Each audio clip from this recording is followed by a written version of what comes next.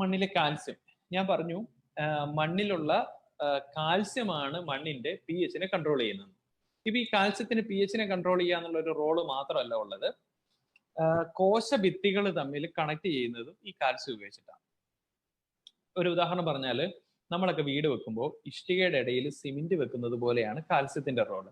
അപ്പൊ സിമെന്റ് ഇല്ലാതെ ഒരു ബിൽഡിംഗ് എവിടുന്നാൽ എങ്ങനെ ഉണ്ടാവും? അതിന് തീരെ കരുത്തുണ്ടാവില്ല അല്ലേ? ഇതുപോലെ തന്നെയാണ് കാൽസ്യം കുറവുള്ള ഒരു മണ്ണിൽ വളരുന്ന ചെടിയുടെ പ്രശ്നം. പണ്ടത്തെ അപേക്ഷിച്ച് ഇപ്പോൾ ലാസ്റ്റത്തെ ഒരു 5 വർഷത്തേക്ക് നമ്മൾ നോക്കിക്കഴിഞ്ഞാൽ കീടങ്ങളുടെ ആക്രമണം എല്ലാ ചെടിയിലും വളരെ കൂടുതലാണ്. ഇതിന്റെ കാരണം കീടങ്ങൾ ഒരുപാട് പെരുകിയതുകൊണ്ടല്ല. നമ്മൾ ഇതിന് ഇപ്പൊ എന്താ ചെയ്യുക?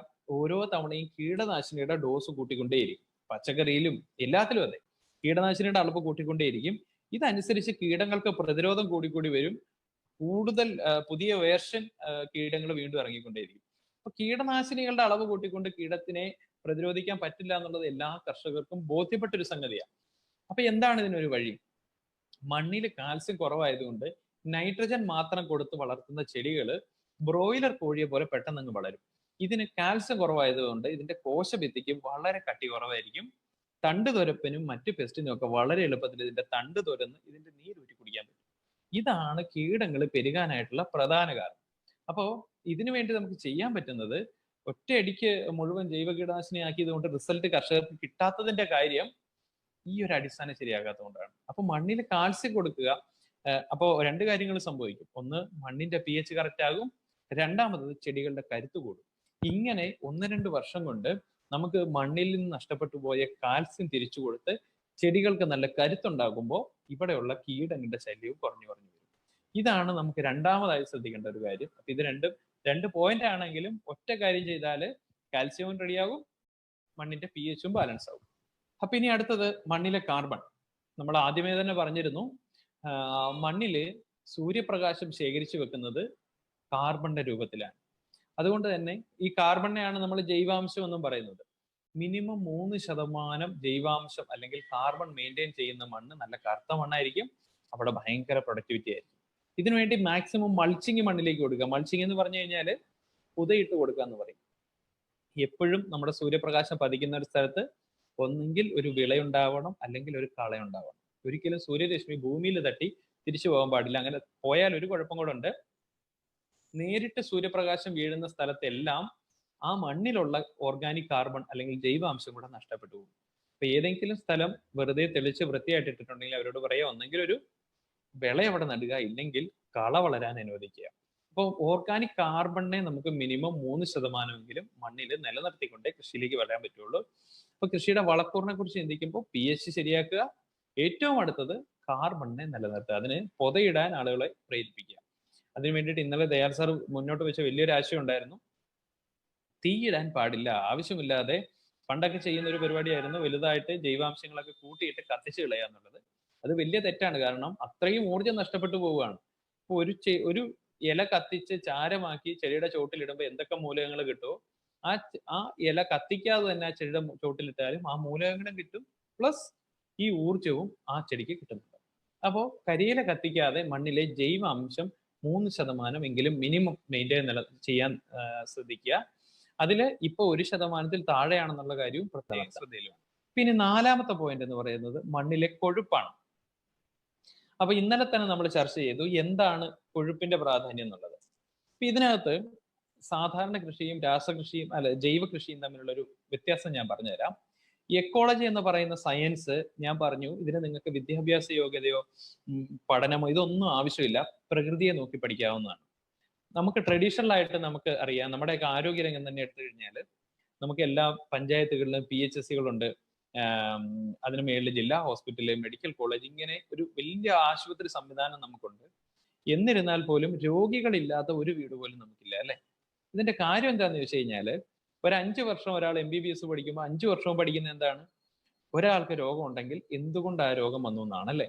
എന്നാൽ ഒരു 70-80 വയസ്സ് വരെ ഒരാൾ യാതൊരു രോഗവും ഇല്ലാതെ വളരെ ആരോഗ്യവാനായിട്ട് ജീവിക്കുന്നുണ്ടെങ്കിൽ അയാൾ എന്ത് ഭക്ഷണം കഴിക്കുന്നു, അയാൾ എത്ര വെള്ളം കുടിക്കുന്നു, അയാൾ എത്ര വ്യായാമം ചെയ്യുന്നു, ഇത് നമ്മൾ പഠിക്കാറുണ്ടോ?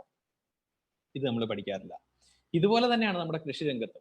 നമ്മുടെ തോട്ടത്തിൽ എല്ലായിടത്തും ഏതെങ്കിലും ഒരു തെങ്ങ് മണ്ടരി വന്ന് പോയാൽ, അല്ലെങ്കിൽ ഏതെങ്കിലും ഒരു പച്ചക്കറിയെ ഒരു കീട ആക്രമിച്ചാൽ എന്തുകൊണ്ട് ആ ചെടിക്ക് ആ രോഗം വന്നു എന്ന് നമ്മൾ പഠിക്കും അല്ലെ. എന്നാൽ നമ്മുടെ എല്ലാം തോട്ടം എടുത്ത് നോക്കിക്കഴിഞ്ഞാൽ, അടുക്കള തോട്ടമോ വലിയ പ്ലാന്റേഷനോ ഒക്കെ എടുത്ത് നോക്കിയാൽ, ഏതെങ്കിലും ഒരു ഭാഗത്ത് ഒരു ചെടി നല്ല വിളവ് തരുന്നുണ്ടാവും. യാതൊരു കീടങ്ങളുടെ ആക്രമണവും ഇല്ലാതെ നല്ല പ്രൊഡക്ടിവിറ്റി തരുന്ന ഒരു തെങ്ങോ ഒരു ചെടിയോ ഉണ്ടാവും. അപ്പൊ അങ്ങനെ ഒരു സ്ഥലത്ത് ഒരു തെങ്ങ് പ്രൊഡക്ടിവിറ്റി തരുന്നുണ്ടെങ്കിൽ ആ തെങ്ങിന് എത്ര സൂര്യപ്രകാശം കിട്ടുന്നു, ആ തെങ്ങിന്റെ ചുവട്ടിലെ മണ്ണില് ഏതൊക്കെ മൂലകങ്ങളുണ്ട്, ആ തെങ്ങിന് എത്ര വെള്ളം കിട്ടുന്നുണ്ട്, ഇത് നമ്മൾ പഠിക്കാറുണ്ടോ? ഇത് നമ്മൾ പഠിക്കാറില്ല. ശരിക്കും പറഞ്ഞാൽ ഇങ്ങനെ ഒരു പഠനമല്ലേ വേണ്ടത്? ആ തെങ്ങിന് ചുവട്ടിലുള്ള അല്ലെങ്കിൽ നന്നായിട്ട് കായ്ക്കുന്ന ആ ചെടിയുടെ ചുവട്ടിലുള്ള അവസ്ഥ ബാക്കി എല്ലാ ചെടികൾക്കും കൊടുത്താലോ? എല്ലാ ചെടികളും ഇതുപോലെ തന്നെ നല്ല പ്രൊഡക്ടിവിറ്റി തരും. ഇപ്പൊ ജൈവ കൃഷി ഇതാണ്, എക്കോളജി എന്ന് പറയുന്ന ശാസ്ത്രം തന്നെ ഇതാണ്. ഇപ്പൊ നിങ്ങൾക്ക് തെങ്ങിനെ കുറിച്ച് പഠിക്കണം എന്ന് വിചാരിച്ചു. തെങ്ങ് ഏറ്റവും സ്വാഭാവികമായിട്ട് ഒരു കാട്ടുചെടി പോലെ വളരുന്നത് ലോകത്ത് എവിടെയാണെന്ന് പഠിക്കുക. ആ മണ്ണിന്റെ പ്രത്യേകതകൾ എന്തൊക്കെയാണ്, ആ മണ്ണിൽ എന്തൊക്കെയുണ്ടെന്ന് പഠിക്കുക. ആ മണ്ണിനെ ഇവിടെ കൊണ്ടു കൊടുത്താൽ എന്താവും? ഇവിടെ തെങ്ങ് കൃഷി വിജയിക്കും. റബ്ബർ നിങ്ങൾക്ക് നല്ല രീതിയിൽ കൃഷി ചെയ്യണമെങ്കിൽ ഇപ്പൊ എല്ലാ കാര്യങ്ങളും ഗൂഗിളിൽ കിട്ടുമല്ലോ. എവിടെയാണ് റബ്ബറിന്റെ ഒറിജിൻ എന്ന് അന്വേഷിക്കുക. ഇപ്പൊ മാതാപിതാ ഗൂഗിൾ ദൈവം എന്നാണല്ലോ. അപ്പൊ എല്ലാ വിവരങ്ങളും നമുക്ക് ഗൂഗിളിലാണ്.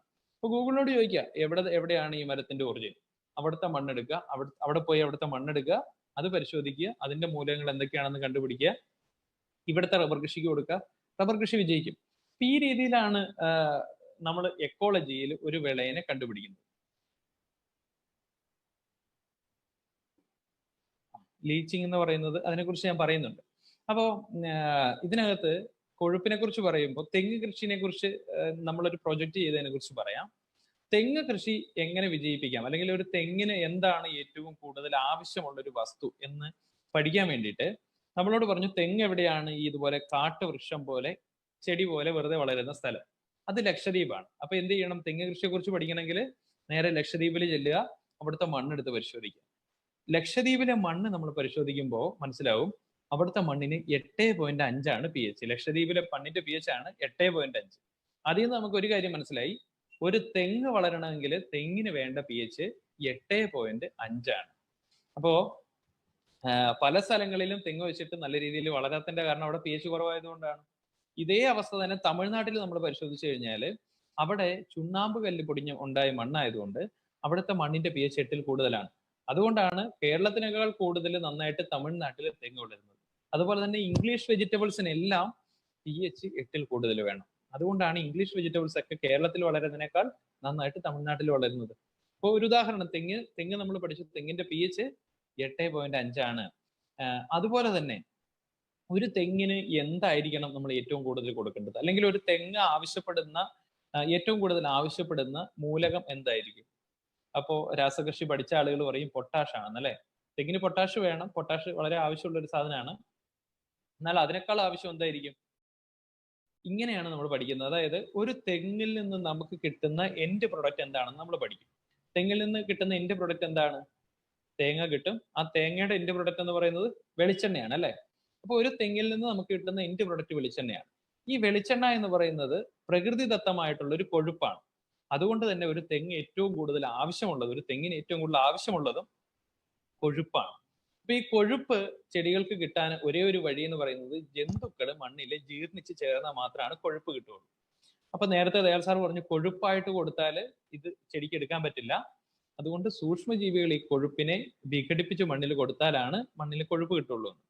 പണ്ട് കാലത്ത് നിങ്ങൾ ശ്രദ്ധിച്ചിട്ടുണ്ടാവും, നമ്മളൊക്കെ വീട്ടില് തെങ്ങിൻ തടത്തിൽ നമ്മൾ മത്തിയൊക്കെ കൊണ്ടിടുമായിരുന്നു. ചീഞ്ഞ മത്തി മീനും ഒക്കെ കൊണ്ടിടുമായിരുന്നു. ഇത് ഈ തെങ്ങിന് കൊഴുപ്പ് കിട്ടാൻ വേണ്ടിയിട്ടാണ്. നമ്മൾ ഈ പ്രോസസ് ഒക്കെ നിർത്തിയിട്ട്, കൊഴുപ്പ് കൊടുക്കുന്നത് നിർത്തിയിട്ട് പൊട്ടാഷും NPK കൂടുതൽ കൊടുക്കാൻ തുടങ്ങി. കേരളത്തിലെ തെങ്ങ് കൃഷി മുഴുവൻ നശിക്കാൻ തുടങ്ങി. അപ്പോൾ ഇത് തെങ്ങിന്റെ ഒരു കാര്യത്തിലാണെങ്കിൽ ഇതുപോലെ തന്നെയാണ് എല്ലാ വിളകൾക്കും. നമുക്ക് കണ്ടുപിടിക്കാൻ പറ്റും കൊഴുപ്പിന്റെ പ്രാധാന്യം എത്രത്തോളം ഉണ്ടെന്ന്. ശരിക്കും ഈ സെമിത്തേരികളുടെ ഒക്കെ അടുത്ത് നിൽക്കുന്ന തെങ്ങിൽ നിന്ന് കിട്ടുന്ന തേങ്ങയ്ക്ക് ടേസ്റ്റും കൂടുതലായിരിക്കും, അതിന് എണ്ണയും വളരെ കൂടുതലായിരിക്കും. അതിന്റെ കാരണം അവിടെ ജന്തുജാലങ്ങൾ മണ്ണിൽ ജീർണിച്ച് ചേരുന്നതിന്റെ കൊഴുപ്പ് ഈ തെങ്ങിന് കിട്ടുന്നതുകൊണ്ടാണ്. അപ്പൊ തെങ്ങിന് മാത്രമല്ല കൊഴുപ്പിന്റെ ആവശ്യമുള്ളത്, എല്ലാ ചെടികളുടെയും ഇലയുടെ പുറത്തൊരു കോട്ടിങ് ഉണ്ടാവും. ഈ കോട്ടിങ് എന്ന് പറയുന്നത് കൊഴുപ്പിന്റെ ഒരു ആവരണമാണ്. ഈ കൊഴുപ്പിന്റെ ആവരണം ഇല്ലെങ്കിൽ ഇല നനയാൻ പാടില്ല എന്ന് പറയും. മഴ പെയ്യുമ്പോൾ ഇല നനഞ്ഞാൽ മണ്ണിലുള്ള ആ ഇലയിലുള്ള മുഴുവൻ ലവണങ്ങളും ലീഫ് ലീച്ചിങ് വഴി നഷ്ടപ്പെട്ടു പോകും.